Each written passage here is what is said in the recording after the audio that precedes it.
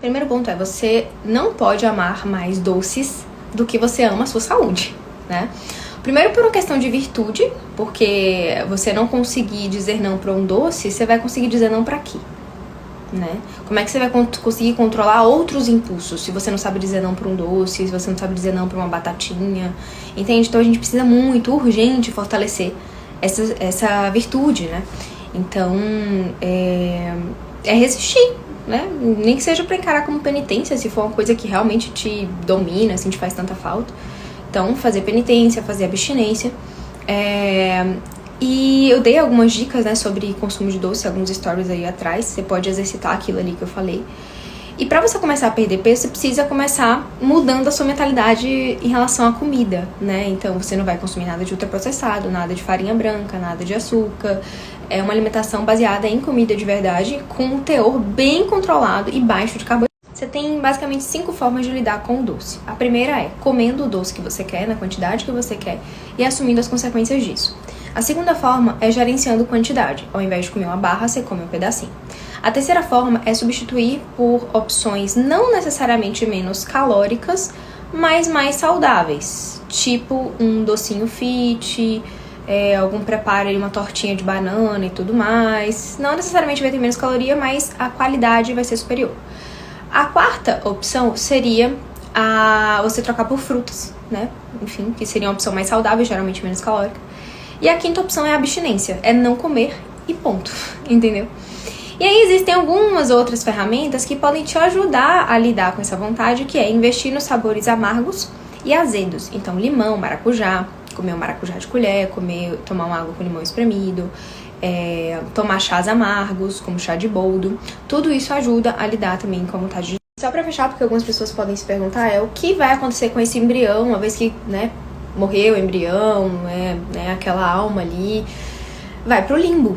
Assim como as crianças que foram abortadas, que não foram batizadas, né? Todos aqueles... Uma criança de 5 anos de idade que não foi batizada, ela ainda não tem idade da razão, ela ainda não pecou mortalmente. E ela pode ser privada do céu porque ela não é batizada. Se ela morrer com 5 anos batizada, ela vai pro céu. Entendeu? Então, o que acontece com o embrião é o mesmo que acontece com um bebezinho que não foi batizado ainda, ou com um bebezinho que morreu no aborto, né, que não foi batizado. Vai todo mundo pro limbo, né? E tem gente que é católico e não sabe disso. Aí fala, meu bebezinho está no céu. Não, não tá no céu, porque pra estar no céu tem que estar batizado. Eu fico pensando, né, o quanto que eu tive sorte, porque eu batizei já com 25 anos. Tô com 28. Batizei depois de velha já. Então, olha o tanto que deu. Qual adoçante eu indico? Eu indico ou stevia, ou você pode adoçar com mel cru, né, que eu acabei de postar aqui pra vocês. Mesmo que a pessoa que ela queira perder peso, se ela usa um pouquinho do mel, porque o mel, assim, a gente sempre fala, é a mesma coisa que açúcar. No sentido de carboidrato, em tese é a mesma coisa mesmo, mas o mel, ele carrega propriedades medicinais e tem alguns nutrientes. O açúcar é vazio, né, não adiciona em nada realmente. Mas o mel, ele traz algumas propriedades medicinais e traz alguns nutrientes. Então, se você usa um pouquinho, tudo é o gerenciamento de quantidade. Se você usa um pouquinho de mel para adoçar alguma coisa, tudo bem. E isso dentro de um contexto de uma refeição, por exemplo, já com proteínas e gorduras, para estabilizar qualquer subida de carboidrato, seja do mel ou de qualquer outro carboidrato que acompanha essa refeição. E o stevia, 100% stevia, tem que ser 100% stevia, porque tem uns adoçantes que vendem por aí que eles misturam, tipo, sucralose com stevia, ou outro tipo de adoçante com stevia, e tem que ser 100% stevia. Para que a gente não perca a graça de Deus, e se a gente perder, a gente recupere a graça de Deus, né? Para que a gente possa alcançar a santidade, para que a gente possa alcançar o céu. Só que as pessoas, muitas, podem me ver falando sobre isso e me achar muito doida, e achar que eu tô vivendo em outro mundo, e achar, né? Porque as pessoas, elas perderam o olhar sobrenatural. Elas não pensam mais no depois, né? Quando acabar, como vai ser a próxima vida, onde eu vou estar. Eu vou estar ardendo no inferno, porque para as pessoas nem existe inferno. E para a igreja católica modernista, o inferno tá vazio, né? Tá vazio. Não tem ninguém no inferno. Sendo que é o que mais tem, né? O que mais é uma luta. A porta é estreita. A porta do céu é estreita, né? Pouquíssimos entrarão. Pouquíssimos, né? Então, falando um pouco sobre FIV, é basicamente isso, né? Se você lê a Caixa Conumbi, se você lê o próprio Catecismo, isso vai ficar muito claro. Então, eu não posso, como católica, encorajar uma coisa que vai contra a doutrina católica. Só esse assunto de FIV renderia muita conversa, mas eu já falei pra vocês que não é meu objetivo aprofundar sobre a fé católica aqui nesse perfil. Mas tempos atrás a gente tava no curso de noivos e o padre falou uma coisa que eu achei bem interessante e que vai chocar muita gente. Imagina que um casal tem embriões congelados e eles se convertem ao catolicismo, né? Então, estão ali e tal, e agora? O que se faz com esses embriões? Aí a gente pensa, né? Melhor implantar, né? Não. O que se faz é desligar a geladeira e deixar os embriões seguirem o rumo natural. Parece muito cruel isso, né? Não é o que a gente pensa a priori que vai ser feito, a gente não pensa como se fosse um mal menor.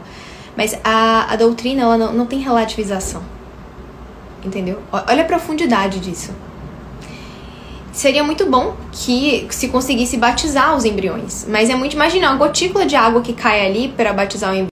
Então eu tive um grande privilégio, né, de conseguir me batizar antes de eu morrer, né, porque depois dos 7 anos, se a criança não é batizada, ela já pode pecar mortalmente, e aí provavelmente vai direto pro inferno, né. Aí não é mais limbo, mas o limbo vai os inocentes, digamos assim, não batizados, né. Então só pra deixar isso claro aí pra vocês, porque isso é uma outra coisa básica da doutrina católica, mas que muitos católicos não sabem. E até os próprios padres, às vezes, falam no modernismo, né?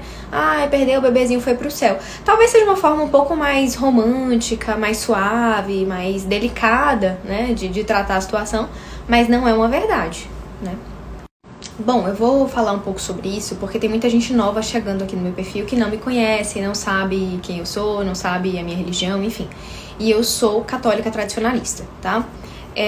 Um católico modernista, que nem é da tradição, né, ele deve ser contra a FIV, porque isso vai contra a doutrina católica, tá? Então, já começa por aí, isso vai contra a doutrina católica. A fé católica é a minha vida, eu respiro isso em todos os setores da minha vida, no meu relacionamento, no meu trabalho. Então, como que poderia eu encorajar alguém a fazer algo que contraria Deus, que contraria a verdade, que contraria a doutrina católica, né? Então, a fertilização é um pecado gravíssimo, né? E se você parar pra pensar no processo da FIV, é uma loucura, tipo assim, é fora de cogitação para um católico fazer isso, entendeu? Se caísse uma gotícula de água ali, já, assim, né, não tem como, né, já morreria ali a célula e tudo mais. Então, esses embriões, e não é a mesma coisa, e é isso que é mais doido, né, não é a mesma coisa de você pegar e jogar no lixo. Você não vai fazer isso, você vai desligar a geladeira e vai deixar o embrião seguir o curso natural. Não se implanta, não se joga no lixo, é isso que se faz. E eu não sabia, né, foi curioso pra gente saber sobre isso, porque nem passava pela minha cabeça que essa era a conduta, né, a ser feita. A gente não para pra ficar pensando sobre essas coisas. Imagina se um casal se converte ao catolicismo, e agora? Vão implantar? Não. E olha a importância de ter clareza de doutrina e ter sacerdotes muito bem capacitados, muito estudados, são eles que têm graça de Estado, né, para nos conduzir, né? A ideia do sacerdote é o quê? Nos levar ao céu. É cuidar, é zelar pelas nossas almas, para que a gente não caia em pecado mortal, para que a gente... O que eu sei que você sabe é que esse TSH não tá bom e essa vitamina D também tá baixa. Então, eu poderia te dar muitas orientações, mas são poucos exames, né? Falta avaliar muita coisa. Por que esse TSH tá alto? Porque você tá obesa, porque seu intestino tá inflamado, porque você tá com deficiência grave de micronutrientes, o que que tá acontecendo, né? Então, o tratamento vai depender de outras análises. E assim, eu falo isso pra vocês com muita convicção, porque assim, eu vou me casar daqui a um tempo e pode ser que eu nunca engravide. E se a gente for infértil? Né? Não sei como é que vai ser. Eu vou fazer FIV porque eu quero ter filhos, apesar de querer muito ter filhos? Não. Eu vou aceitar a vontade de Deus pra minha vida. Se tiver alguma causa, né, de infertilidade que possa ser tratada e tudo mais. Mas não é uma possibilidade. É só você pensar. Porque para nós católicos, um embrião já é uma alma imortal que tem até um anjo da guarda. Aí você imagina uma geladeira cheia de embrião, de seres humanos, né, que já tem vida ali, tem um anjo da guarda, é uma alma de valor imortal que tá ali na geladeira. Entendeu? Pra ser implantado na hora, sabe lá que Deus quiser. Não se sabe, né? Talvez passe 20 anos ali.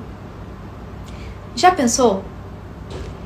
Se você... É porque as pessoas, elas perderam um olhar sobrenatural sobre as coisas. Então, tudo aquilo que contraria as vias naturais para se ter um filho, o próprio coito interrompido, o uso de qualquer método contraceptivo, seja preservativo, método contraceptivo hormonal, não hormonal, DIU, tudo, né? Até o próprio Billings, se você usa com a mentalidade contraceptiva, você tá pecando, né? Você tá pecando, você tá contrariando o primeiro bem do matrimônio. Os bens do matrimônio são prole, fidelidade e sacramento. São esses três. Então, o primeiro é a prole. Né? Um casal que se casa na igreja católica com a mentalidade de não ter filhos, esse casamento nunca nem existiu perante a igreja. É um casamento nulo, é um casamento inválido, né? Porque eles já casaram com a mentalidade contraceptiva. Mas enfim, eu não quero entrar em tantos detalhes, porque quem tiver qualquer dúvida tem que buscar um sacerdote confiável, esclarecido, que tem graça de Estado para poder orientar. Mas o que eu posso falar aqui nas redes sociais é: não faça FIV. Não faça FIV, né? Especialmente se você for católico e não tem um domínio... É católico, né? Mas não tem um domínio. O que causa pólipo na vesícula é a mesma coisa que causa pólipo em qualquer outra parte do corpo, no endométrio, enfim.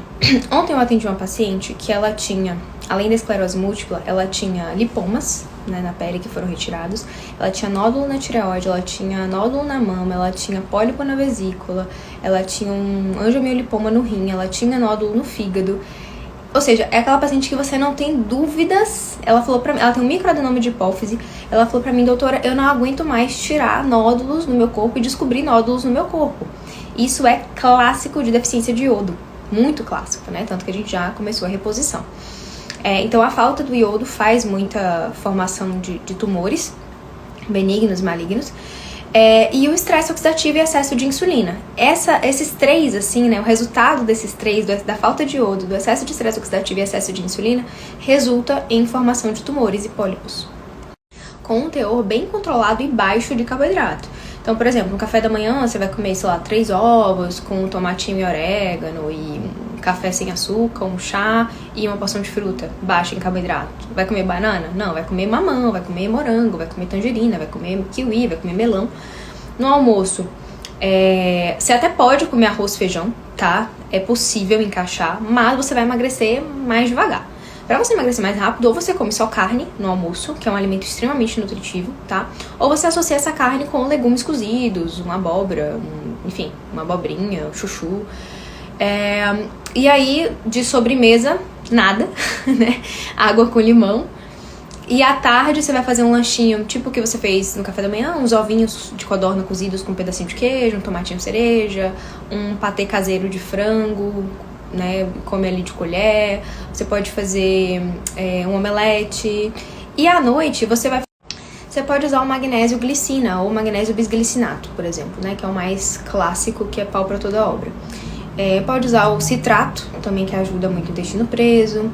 Todos os tipos de magnésio já vão te ajudar.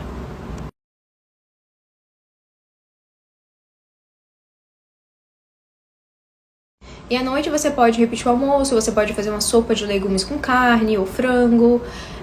Enfim, se você começar a comer só mais limpo, tirar a farinha de trigo, tirar açúcar, a chance de você emagrecer rápido é, assim, absurda.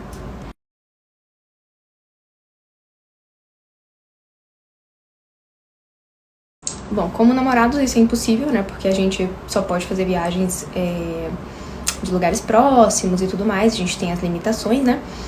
Mas quando a gente se casar, a gente pretende conhecer alguns lugares, mas confesso que viagem não tá dentro das nossas prioridades, não.